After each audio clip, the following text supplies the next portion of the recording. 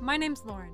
I'm an author, tiny house builder, but most of all, I'm a huge tea snob. After having to give up coffee, I picked up tea and I haven't stopped investing in it since. From researching its history, to trying new teas whenever I get the chance, to learning about the tea masters of the world, I'm here to review my various cups and give you insight on all the things I learned.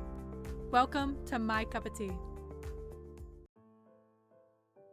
Old Tree Ripe Pu'erh from Menghai County was harvested in 2009 and is delivered to us today by a new tea maker I've not yet tried, Mansa Tea. Originally, I found this tea maker and the tea that they sell from a tea quiz on their site, and this specific tea was the one that was recommended to me based off my preferences. As for Mansa Tea, this particular brew boasts an aging of 12 years with flavors of dark mahogany with earthy and woody notes and a velvet finish. What I really love is their specific description of this tea. Have you ever walked the forest after a rainfall? The moist ground with wood chips that bring rich earthy aroma and a calming comfort that you want to feel after a long day. This ripe pu'erh, or pu'erh, feels like the perfect weekend getaway in the woods. Sounds right up my alley. This tea is from Menghai County in Yunnan, a place that I've spoken about a few times before in some of my other videos. It comes from one of the tea mountains in the area and was harvested in 2009. As we've already talked about how pu'erh has been made in my other pu'erh videos, in this video I kind of want to talk about what exactly is an old tree and why does it matter. As broken down by path of cha, tea generally falls into one of the following categories. Ancient or gushu tea trees, trees that are at least 300 years old. The idea around these guys is kind of that they haven't been cultivated for generations, so they create really unique and non-uniform flavors. They are really tricky to harvest tea from because a lot of these grow into actual big trees, so you have to climb up into them to try to harvest their leaves.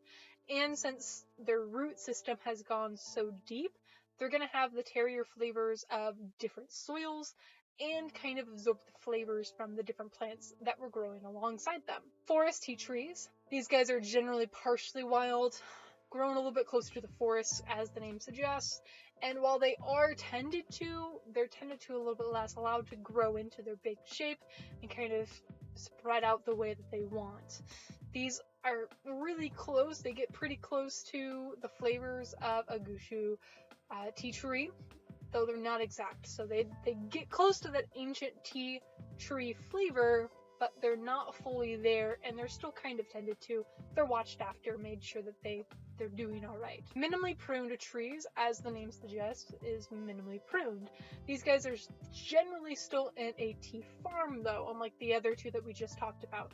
These guys, they're grown into rows, but the rows tend to get kind of overgrown because they're just minimally pruned. So they still kind of make kind of big shapes.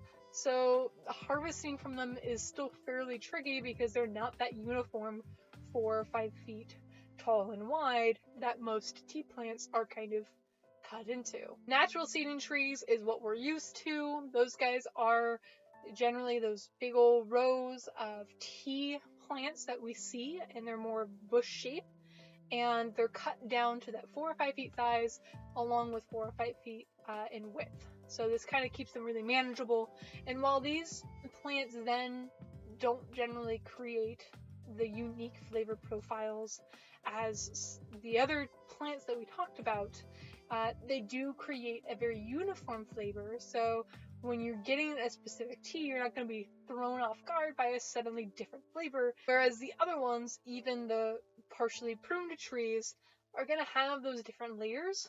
So you could get like a batch that tastes a little bit different or tastes in a way that you may not like, whereas in the uniformed saplings, seedling, or like cuttings that they're grown from and kept in those same size and shape and all tended to the same way, those guys are going to be very specific and very repeatable. So the tea that we're trying today does seem to be maybe a gushu tree.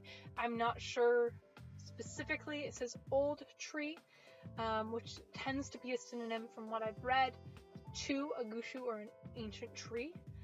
From their own website, they state that this tea is handcrafted from the leaves of century-old tea trees in Menghai, Yunnan province. So it does suggest that it's a fairly old tree that we're getting flavors from. And as some of you may know, as gardeners or other growers out there may know, that the older the seedlings, older the tree, those flavors tend to mature. And yeah, they can vary, but a lot of the times those flavors tend to mature. They're not those young kind of bitter leaves. They're gonna have a little more of a refined palate in a sense. They're older, they're more wise, they create better flavors half the time. So I'm really excited to try this one.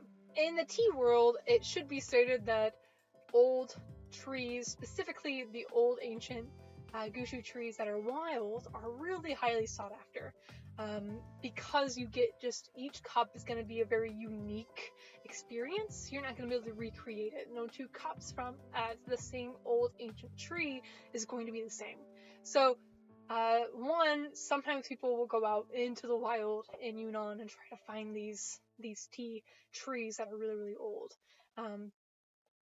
And these plants do grow wildly in these areas, but they're not very easy to find. And when you do find them, can you even harvest them? Can you even get up into their branches?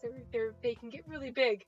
And secondly, this demand for these kinds of teas is so high. Kind of like with the Pu'erh, it's created this market where there are fake old tea tree teas on the market. So people are selling them and saying, oh yeah, it's from an ancient tree.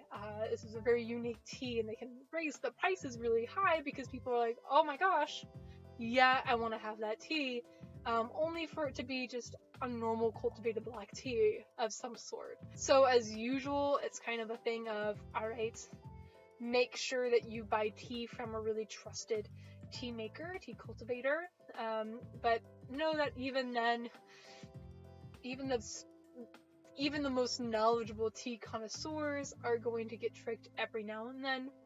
It happens, it's part of the journey, and there's no big reason to be super upset about it unless you got sick. But otherwise it just comes with the territory. With all that said, let's go ahead and brew a cup and see what we think. Okay, so I've been kind of sipping on this, and the first thing you kind of notice when you get it, obviously they're in little round balls, little pellets, which tend to be a single serving of tea, which is always really handy, I think, if you have those little single pellets. They're really good. I kind of went back and forth, did I want to use the Gaiwan that I have, or did I want to use just a normal cup? With the Gaiwan, you have to do a little bit extra, and I just wasn't sure if I really wanted to waste extra tea to kind of pile it on there in case I didn't like it, So I went ahead and I just did the normal teacup with my strainer. As soon as I kind of put that pellet in, started pouring water over it, you could see those really dark infusion tendrils just leaking out from it. It's really cool. I let it brew about 4 or 5 minutes here at my usual 85 degrees Celsius, just about, probably a little bit over. I let it sit for just a tad longer on the stove, so it's probably a little bit above 85 degrees Celsius. What it reminds me of is my visit to Pike's Place up in Seattle. And when you're there in this giant marketplace, there is a lot of fishers and their produce, their catches, whichever way. And they have just fish and octopus and lobster and shrimp and all these different things just on ice. And around the ice, underneath their big container of just different creatures, sea creatures, the ice kind of melts and there's a little bit of a water puddle underneath. I'm sure it's completely sanitary. But it's really interesting because they're fresh catches. They have just a little bit of that, you can smell fish. And they're right next door, there is a place that did amazing clam chowder. I am just going all the way with telling you about Seattle and their delicious clam chowder. It was really good. Back when I could still have gluten and dairy. But very, very good. Highly recommend their clam chowder. I don't know the place it was, but it was there. It was at the market. And it has that just a tad smell of fish. I was a little concerned thinking that maybe I was not gonna like this. And lo and behold, it tastes like wet earth. It tastes like how wet earth smells, kind of like what they had mentioned, and it has just a tiny bit of sweetness at the end. It's really curious. It does taste like a Pu'erh. I can tell that. It tastes similar to, what was the other Pu'erh that we got from that area? Was that my other ripe Pu'erh that we tried? I think it might have been. Sorry if you can hear the motorcycle. But it has a similar punchiness and a similar earthiness that previous Pu'erh had.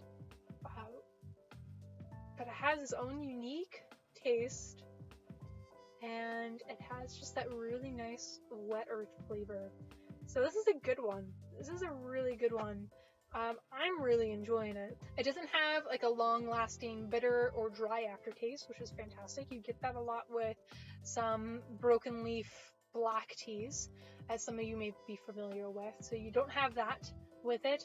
It's just a really smooth, like they said, it was a very velvety kind of flavor profile that was just super smooth, just with that wet earth flavor. And I am a huge person who loves the smell of wet earth and the smell of things after they rain. So if you're curious about Pu'erh and you're not really sure where to start, I don't know, this one might be a good one to try, especially if you kind of like black tea and you've had a few other teas before, so you kind of know those flavor profiles and maybe kind of know what you kind of like and don't like. If you like more black tea but you're okay with green tea, kind of, you know, a mix between the two, first of all, try oolong. That's basically what oolong is. But second of all, this might be a good tea to try, a Pu'erh to try to kind of step your toes into it. It's very good. I really like this. I could see drinking this a little bit more often.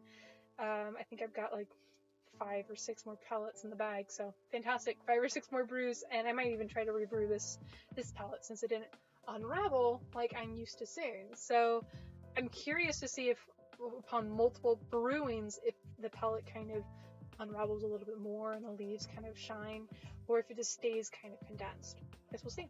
So that was this week's. Again, thank you to Monza Tea for this delicious tea. I'm really enjoying it, and it's always kind of risky trying a new tea maker. You never really know, and they seem to know their stuff, so I was more willing to give them a try. There are a few other tea makers that are on my list to try that I keep getting targeted ads from Facebook by, that I am not certain I'm going to like. They like to advertise how unique and different, and it's not your grandpa's tea, and it's just like, okay. Usually that's a sign that they're adding like lemon balm and tons of more bergamot oil and just like different stuff that I'm not usually a big fan of. I like to have just my tea generally. Yeah, so that's this week's. I hope you enjoyed this one. I hope you enjoyed the new location. Let me know what you think about it. Do you like it better in here? A little bit less busy behind me. And hopefully I didn't move the camera too much, because I move my hands a lot, and since we're in a tiny house, if I'm anywhere close to you, you're gonna feel it. So hopefully I didn't move the camera too much while I was talking. And go ahead and give this tea a try. If you end up having it, tell me what you think. As always, I have a link to the tea in the description below, along with the different sources that I've used to kind of cite in this. And right after, as always, I'm going to go ahead and film a Patreon review, or Patreon video specifically, just about writing. So if you want to see those videos, just become a patron. I think it's like $3, maybe. It might be less. I think it's just $3. So give it a check. Check it out. Thank you guys so much for watching, and I'll catch you guys next time. Bye!